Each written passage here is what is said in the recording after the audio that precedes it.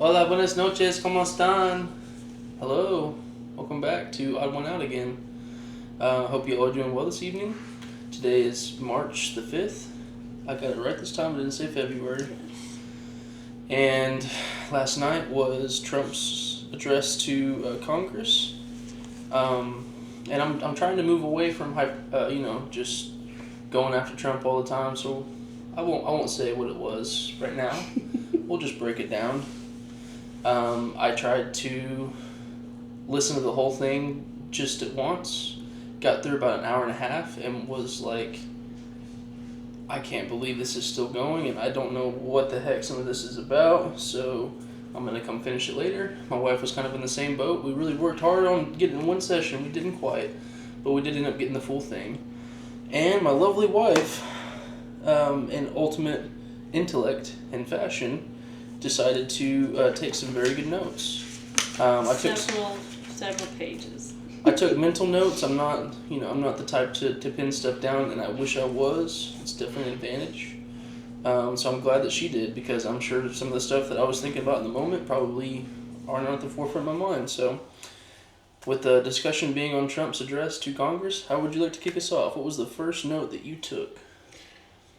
The first note that I took, so I started, from the beginning when he walked into the place. So I saw the Republicans greeting him.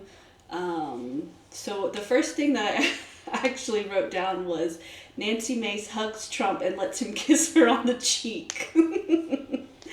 I just thought it was weird. But so he walks in, all the Republicans are sucking up to him. I mean, there's really no other way to put it. The Democrats all remained seated. Marjorie Taylor Greene is wearing a hat that says Trump was right about everything. Sounds like such a childish thing to do. So those were some of my first notes. He begins by saying, America is back.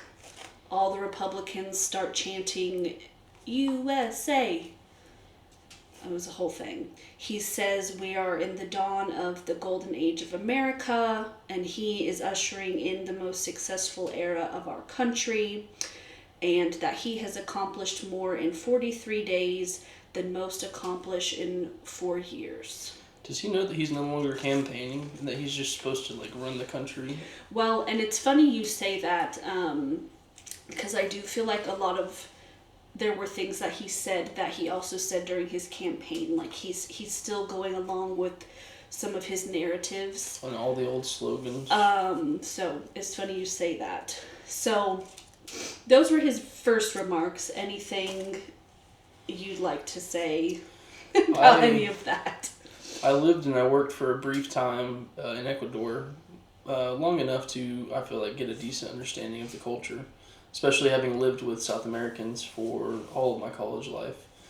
And I'm not trying to put them all in the same pot, but I think anybody who's South American will know where I'm coming from, and Central American for that part too. The Latino culture, the Hispanic, South and Central American culture is different in a beautiful way. And I'm very used to seeing people kiss each other, including men, and these cultures, touch a little side of the cheek and kiss off to the side. So that's totally normal as far as that culture goes, but so I'm not trying to necessarily make too big of a deal, but at the same time, who else is Nancy Mace? Who else is she gonna do that to? I don't even know if she's with anybody, so I don't. Listen, it's no secret. I don't like Trump. And so I'm watching this and I'm like, oh, of course, she's gonna hug. Well, no, and I'm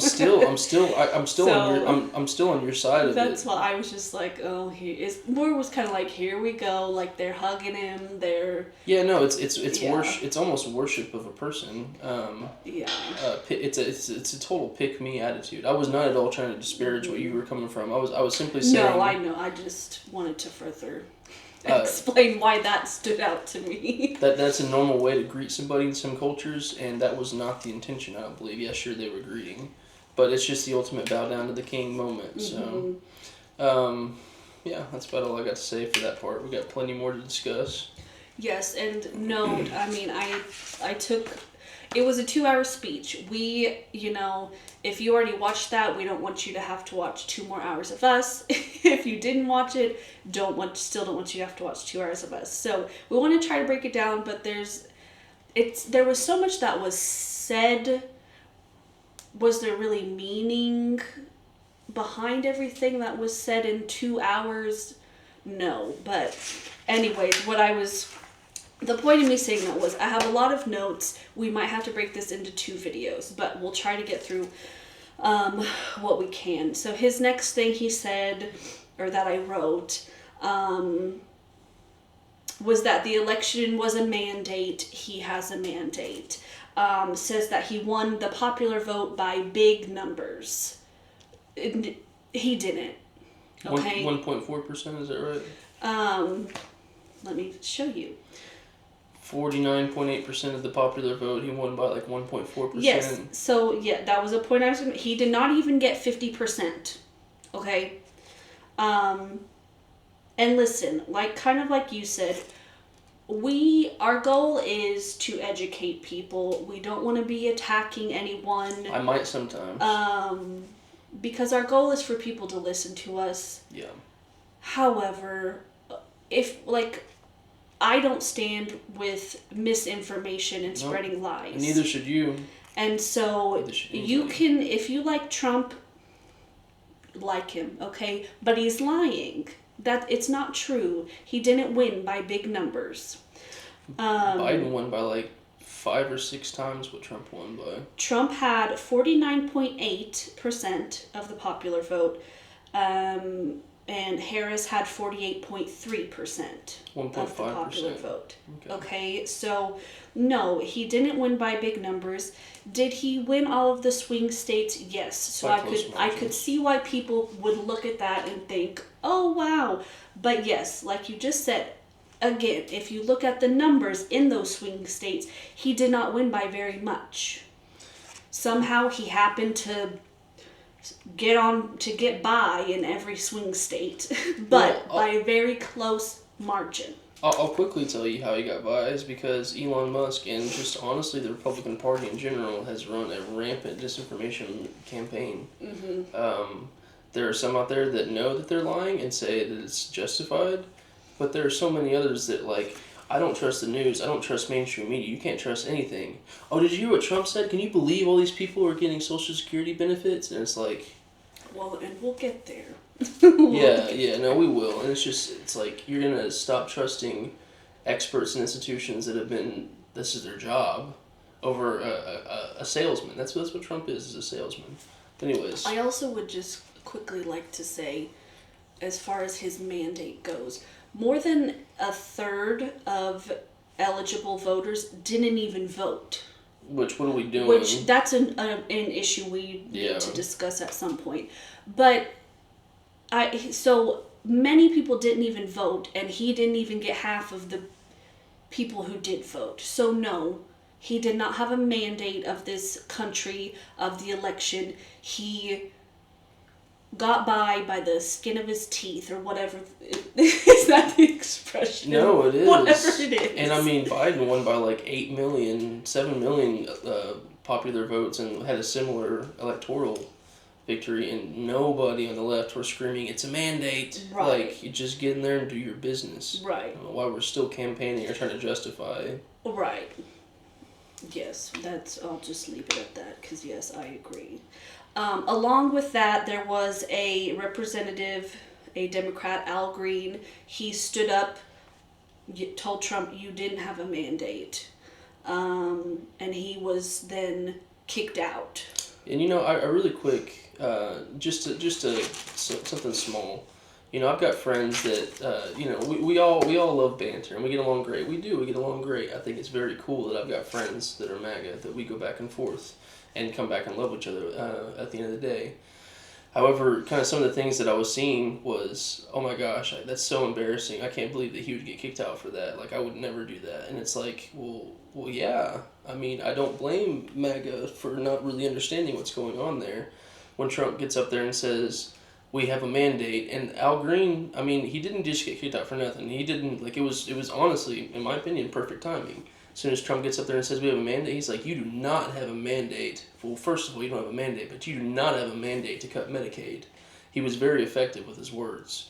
MAGA doesn't know what it looks like to have a spine sometimes, I feel like, if I'm just being honest. Especially sitting back there and watching JD and Mike Johnson the whole night. Just like little puppets, knowing about Trump's lies. And every time that Trump says his lies, they're like... And giggling and like laughing as if he's just so funny. It's. I bet you they meet behind closed doors and talk about how they're going to do things, because literally as soon as they say the word Greenland, all the Republicans are like, and it's like, y'all literally probably sit behind closed doors and talk about how you're going to be executing these things. So. And can we also point out that the last State of the Union that Biden did, Marjorie Taylor Greene was heckling him, yelling stuff About Hunter Biden. Yes. Dressed up in just full red MAGA Trump hat. Yes, but that was okay, I guess. And Biden didn't feel the need to call her names like Pocahontas or anything. It's really odd. Like, hey, I'll tell you this: Trump's got some great trash talk. It's just hearing trash talk from a 70-year-old man that's supposed to be the leader, president, the leader of the free world. It's very odd. If I wanted some name calling, I'd be watching, like, I don't know, a stand-up comedy skit. You want to talk about us being a joke? It's always, every accusation is a confession and projection. We are living in an episode of South Park right now. Whenever we were told for 4 years that we were a joke, it's like we are the joke now. So Hollywood couldn't write this. Truly, like the quality, like TV and drama of it all would be great if it wasn't so like important and so scary for our country. Like, I would have thought this was hilarious in the 6th grade. Like, I'm sorry, I don't know. I'm not trying to put on the white glove, but I'm sitting here as a grown man being like, I've got a daughter, I've got a wife, I've got parents that are drawing Social Security, and thank God they're not on Medicaid, but there are many that are. So, just and stuff. We'll get there. So he also said after that, the first month of his presidency is one of the most successful in the history of our nation. Number 2 was George Washington. He says he's this is actually not the first time he said this poll multiple times, including in his first term. He actually talked about. He's either just making this crap up or he's going off of some poll by some like far right person from years ago. Because this is not the first, second, third, fourth time that he's done this, and he uses the same line every time. He always says, "I don't know about that one," but you still want to say it every time. So I don't know.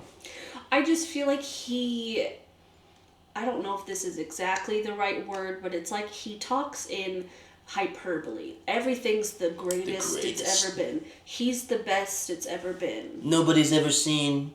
And I don't know how you can listen to someone just saying that everything he does is the greatest and not question some of it and not feel like he's not being truthful. And if there's something good, he's like, oh, I know everything about it. I'm the father of IVF. I know everything about IVF.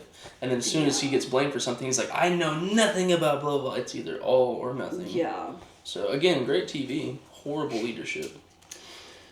So then he goes into the border and immigration, which he talked about multiple times. A lot of his speech had to do with this. Yeah. He said that border crossings last month were lower than ever recorded because, again, that's what he does. It's always, like a definite, the best ever, which I did look into it. And I mean, I'm not going to lie about the facts. Border crossings in January were down. The official numbers for February aren't in yet. Now, was it the lowest ever? No. And you know. So, I will say there's only just one singular campaign promise that he is fulfilling on, and that is immigration and deportation. So I will say that he is upholding his end of the bargain, but there's always a caveat.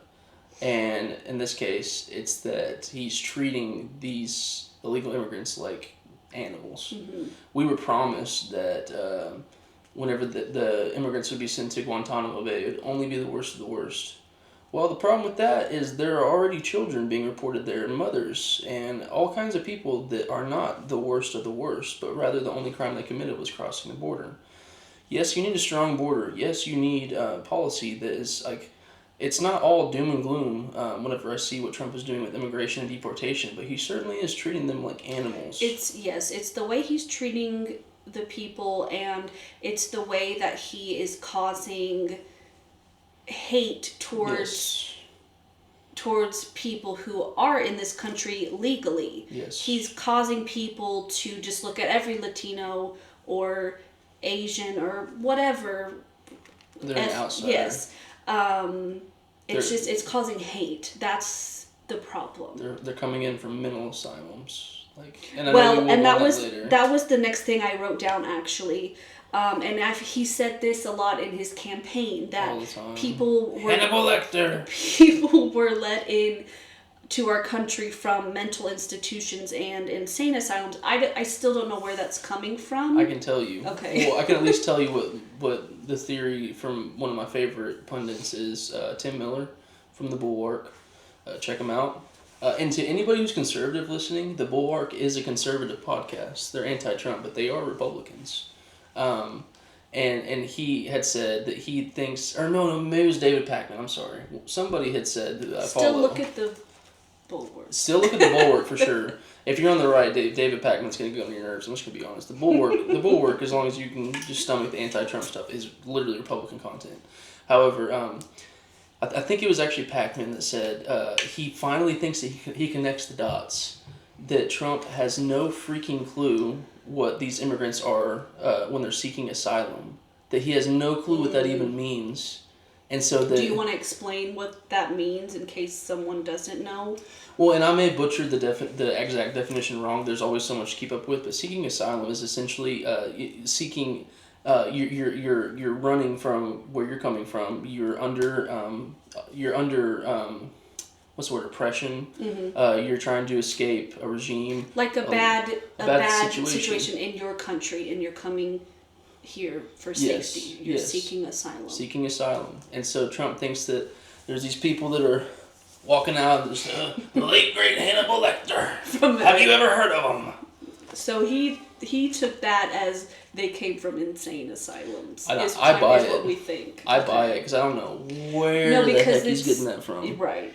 Well, and you know what? Actually, we need to leave the door open for just plain blatant lies in order to further an agenda, because that happens all the time too.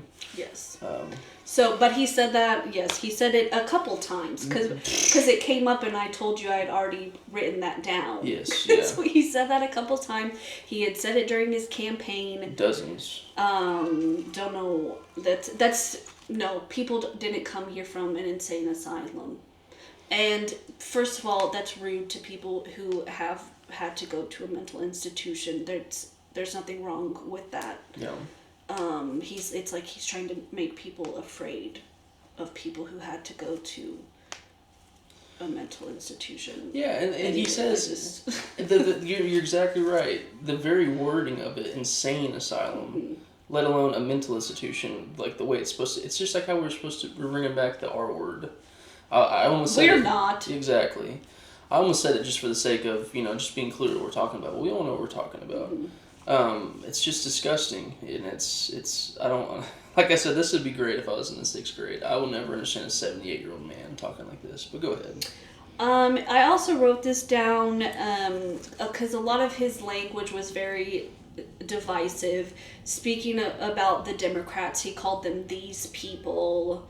It was not unifying whatsoever.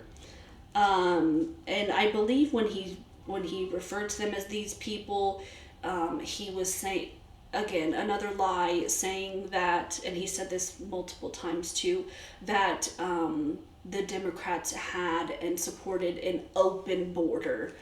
That's completely false. The border has not been open. Is there an issue? Was there an issue during Biden's presidency? Yes. But he did not open the border and just let people run in as they please. Yeah, I mean, being frank, that was the Biden administration's worst issue, and it was a bad failure. And I mean, there's a decent chance that things would have been different had that not happened. I literally think, and I gave you the honesty that was horrible, worst immigration maybe of any president ever. Except, well, on as far as people crossing our border, certainly not people like Andrew Jackson with the Trail of Tears and that kind of thing. But literally, you take that out. I just showed you. I'm not. I'm gonna be honest with you that was terrible. If you take that out, literally Biden ran a fantastic presidency full of.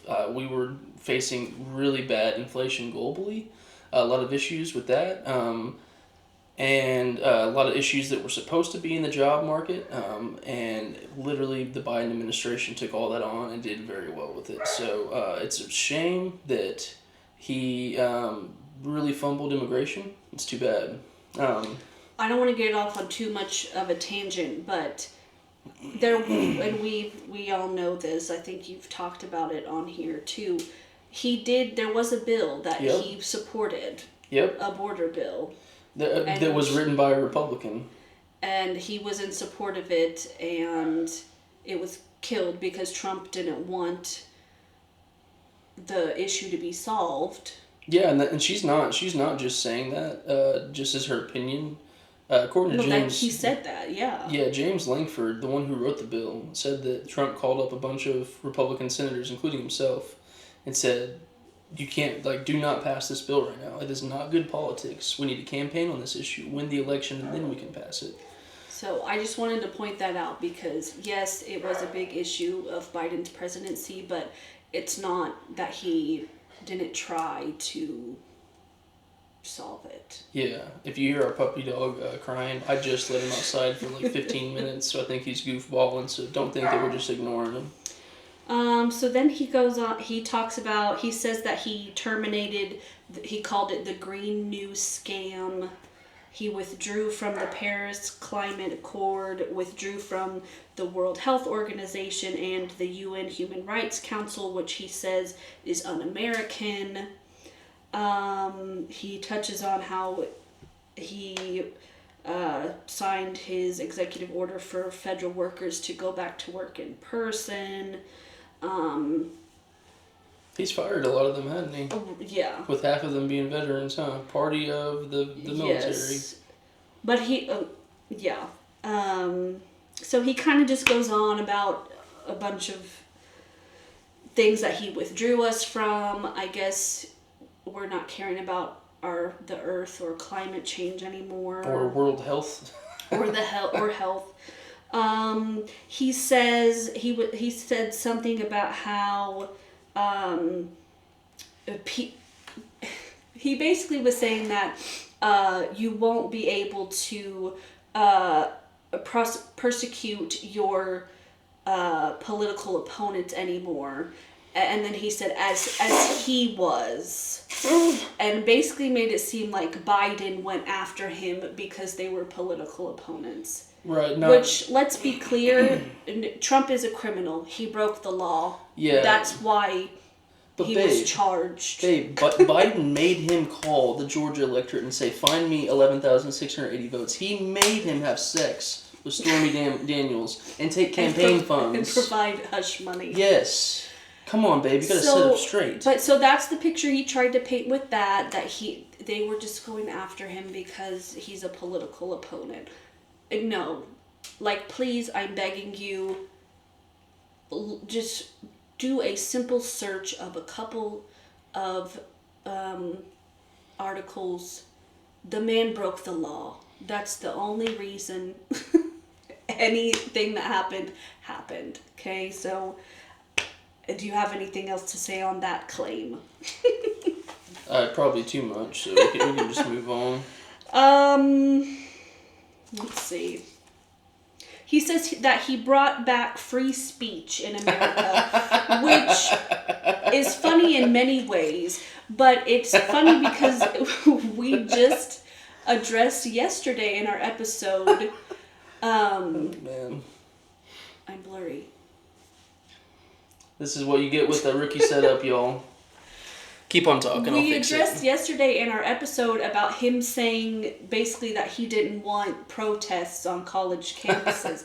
So, no, first of all, I don't think free speech went anywhere, number one. Number two, so he didn't bring back anything. If anything, him and his party are trying to take people's free speech away. Oh, let me tell you something. There's nothing more free speech than a president who is attempting to sue, or at least wanting to litigate. He's got two other that he is suing, but one of them that he has wanted to pursue litigation with is Ann Selzer for publishing an Iowa poll, and she had nailed it for the last 16 years, and she just so happened to get a poll wrong, and leave it to the guy that literally picks out Newsmax polls and just the most far right polls possible, and like apply, and like just I think I have an 89% approval rating. Like he wants to sue her. He literally said so. You can go find the clip of him saying, just a really terrible, unfair poll, and so we're going to be looking for litigation on that. And then he ends up suing George Stephanopoulos, who settled out of court. Who I think that was a mistake, if you ask me. The reason why he sued Stephanopoulos, and I might be saying that wrong. Stephanopoulos, sorry. I'm not Greek, okay? No. The reason why he was suing him was because the man said that Trump was a rapist. That's what the judge said. The judge literally said it's not rape in the legal sense. In the legal sense, it is sexual abuse. But in the colloquial sense, like whenever we talk to each other, you shove your hand up, and I'm just going to be frank so we can know what we're talking about. You shove your hand up a woman's dress up into her vagina. That's rape. And so that's what the judge was saying, was that legally it's not going to be called rape, but it is technically, colloquially, how we talk about it. It's rape. And so Stephanopoulos just repeated that, and so Trump went after him, and they had to settle out of court. It was a terrible decision, in my opinion. I think that they're just trying to bend the knee and hopefully alleviate some of the pressure. When are we going to learn that Trump doesn't... If you just try to bow down to him, he's still going to kick you aside. I mean, hello, Nikki Haley, where are you at? Where is Nikki Haley? She literally said, "I am here at your disposal, sir." Like, Nikki, congratulations. You have no career now. Well done. And you actually had some respect whenever you first campaigned, including from me. And then the other lawsuit, what is he going after? He's going... I can't remember the amount of money that he is suing. And I forget the station. Oh, excuse me, 60 Minutes. He's trying to sue for multi-billions for them cutting an interview, editing an interview. It's like, hello, they do that every time. That's TV, that's a show business. I just watched an interview with him and Brett Baer where that was edited too. And it didn't even... Trump won the election, so why is he still crying and whining? Because that's why he thinks that he should litigate, is because it was election interference. It's like, dude, you won. Like, shut up and lead the country. So the guy that ushered in free speech, that will not stop crying about what people say about him, and the guy that kicked the Associated Press, the oldest wire in editorial business in America, kicked them out because they're an international paper that still calls it the Gulf of Mexico, because the whole world still calls it the Gulf of Mexico. And by the way, they follow him and say Mount McKinley instead of Mount Denali, because that is American only site. And so they say, okay, well, you named it Mount McKinley, this is America, it's nowhere else in the world like the Gulf is, which is international water, we'll call it Mount McKinley. So he didn't like that, and more than just that, now the White House is the one that gets to determine all the media, which is probably why you're hearing Marjorie Taylor Greene's boyfriend ask Zelensky why he's not wearing a suit. And in the background, like, ha ha ha, Mr. President, that was really funny. Like, the president of free speech. Yeah, so, the point is his actions do not support that he supports free speech. Not at all. So we are running up some time, so maybe we'll just go through a couple more. The point of this speech is for him to tell the people what he's getting done for us, yes, right? Yes. Okay, so grocery prices, which I'll just go ahead and say he laid out no plan or no concern of grocery prices, really. We're gonna get the prices down. How? Some things that he did point out, which don't matter to me and how I'm going to afford things for my family. I don't know about you, but what he did do was he made English the official language of our country. The melting pot. You already touched on this, but he had to put it out in the speech. He renamed the Gulf of Mexico the Gulf of America. And then he says that he ended DEI across federal institutions. Our country will be woke no longer, apparently. He made the official policy of our country that there are only 2 genders.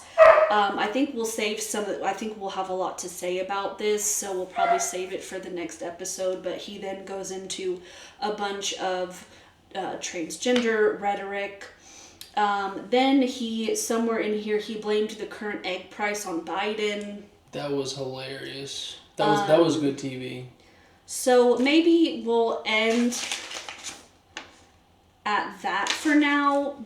But again, and there's lots more to cover, but I will say, no, he didn't really cover grocery prices. He said nothing about Medicaid, did not reassure people that their Medicaid is going to be okay. Didn't talk about health care at all. I don't know about you guys watching, but I think what's important to us is affording things for our family. My health care. We're not on Medicaid, but you never know what situation you're going to be in, and you might need to be on Medicaid. But in general, I want to be able to afford my health care. He didn't talk about there is a crisis of we don't have affordable child care in our country. Nothing. His answer was childcare is childcare on the campaign trail.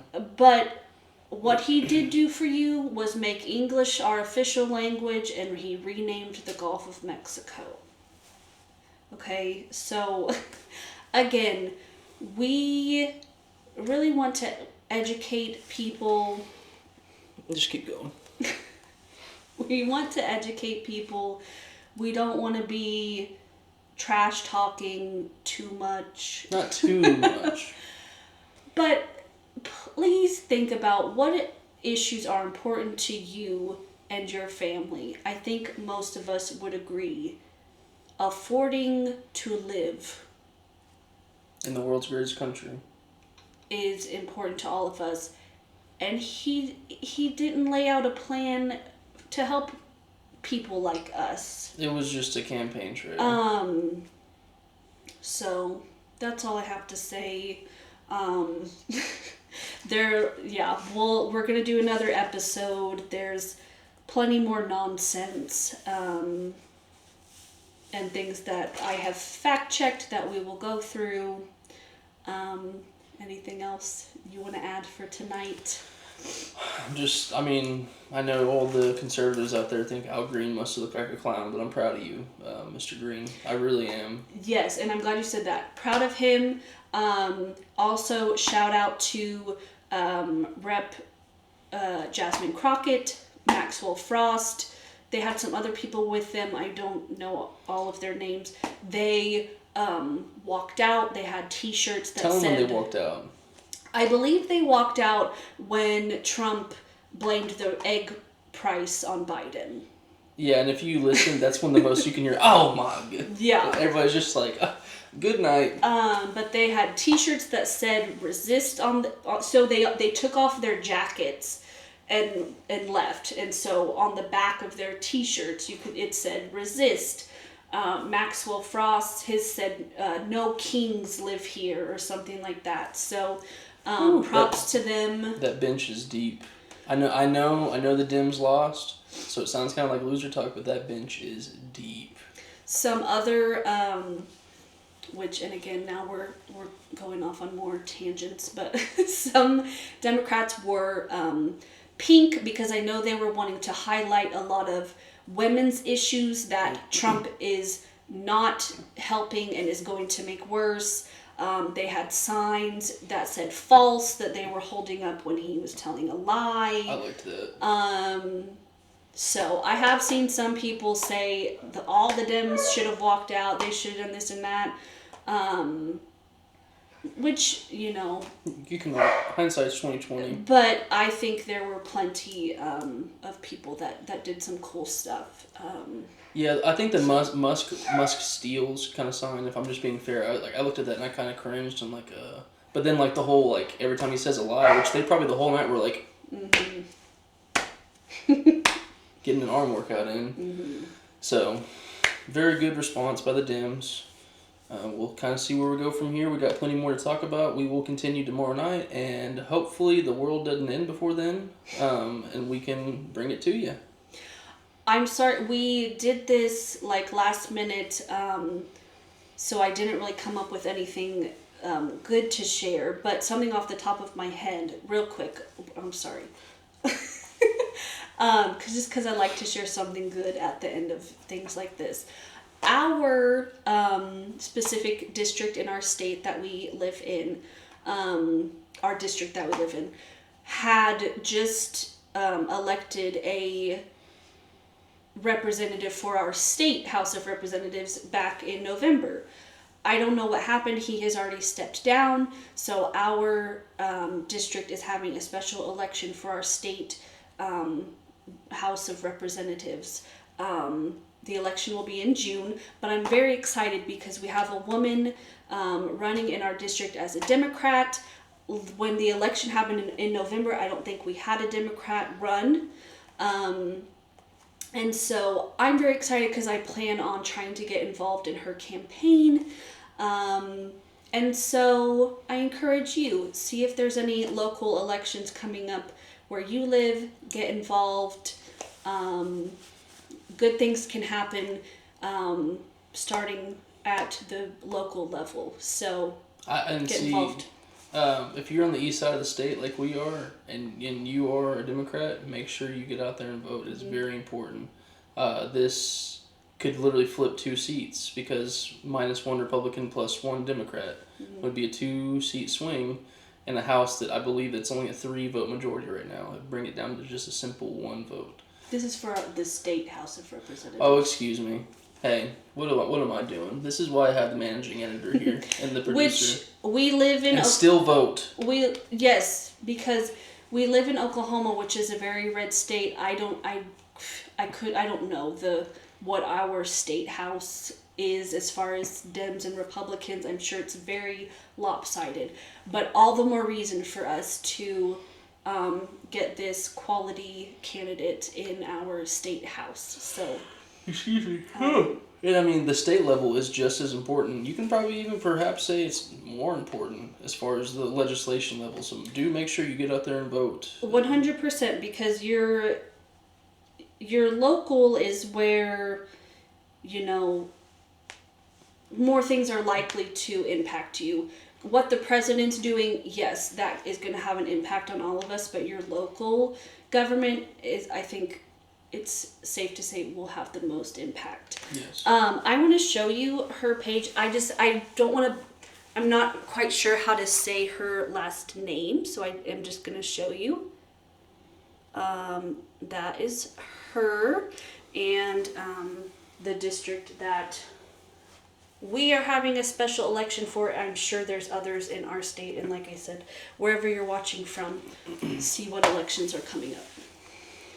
All right. Would you like to throw anything else in there? No, that's it. Sorry, this was long. I hope you made it to the end. I'm trying to teach her that I'm a political YouTube junkie, and all my favorite guys go like an hour 15. So. And like we said, there will be a part 2. There's lots more lies to get to. Yes. So tune in. So, thank you so much. I hope you have a wonderful night, and we will see you tomorrow. Odd One out. Bye.